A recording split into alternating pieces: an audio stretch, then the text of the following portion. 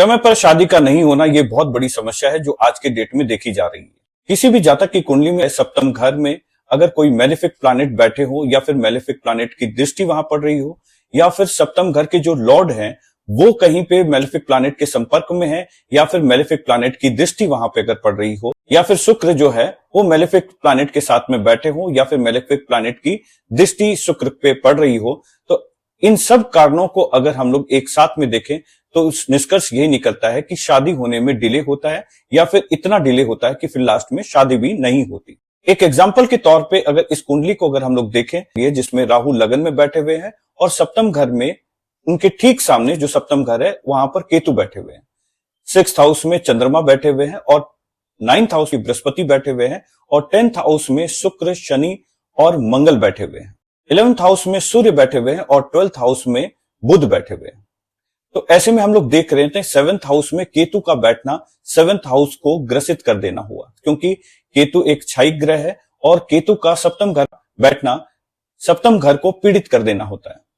वैसे ही राहु जो लगन में बैठे हैं वो भी एक क्षयिक ग्रह है, उनकी सप्तम दृष्टि भी सप्तम घर में पड़ रही है। तो दो मेलेफिक प्लैनेट की, एक तो केतु वहां पे सप्तम घर में बैठे हैं और राहु की दृष्टि जो कि मेलेफिक प्लैनेट है और क्षयिक ग्रह उनकी भी दृष्टि सप्तम घर में पड़ रही है, तो सप्तम घर को वो पीड़ित कर दे रहे हैं। अब सप्तम घर के लॉर्ड को देखते हैं जो कि शुक्र है। वृषभ राशि के जो स्वामी है वो शुक्र है। शुक्र 10th हाउस में बैठे हुए हैं शनि और मंगल के साथ में, तो वो भी वहां पे ग्रसित हो जाते हैं या फिर एफ्लिक्टेड हो जाते हैं।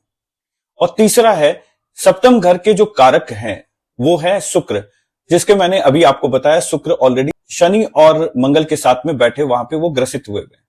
तो ओवरऑल इस कुंडली में देखा जाए तो सप्तम घर एफ्लिक्टेड है और सप्तम घर के जो लॉर्ड है वो भी एफ्लिक्टेड है और सप्तम घर के जो कारक हैं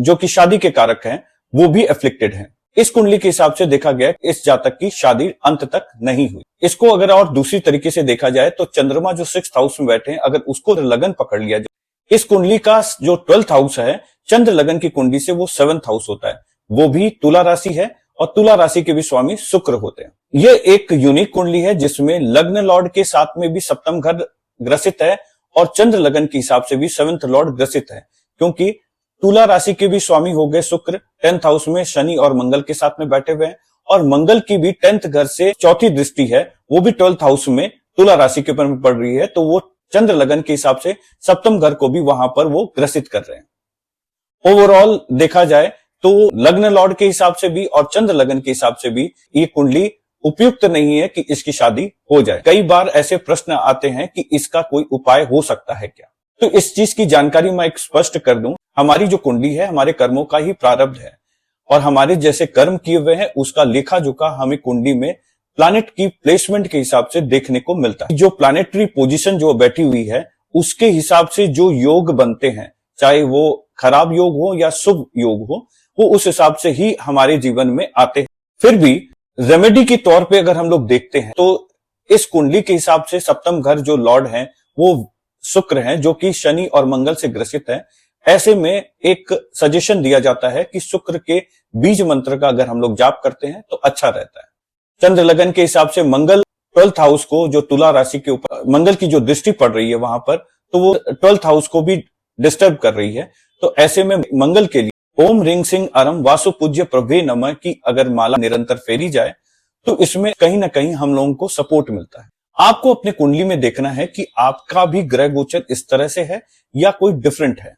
अगर डिफरेंट है तो आप हमें 1-to-1 कंसल्टेंसी के लिए astrosummon.com के अंदर में हमारी स्लॉट बुक कर सकते हैं और हमसे संपर्क कर सकते हैं। ऐसी ही और जानकारी के साथ में हम आपके पास में आते रहेंगे। जय जिनेंद्र।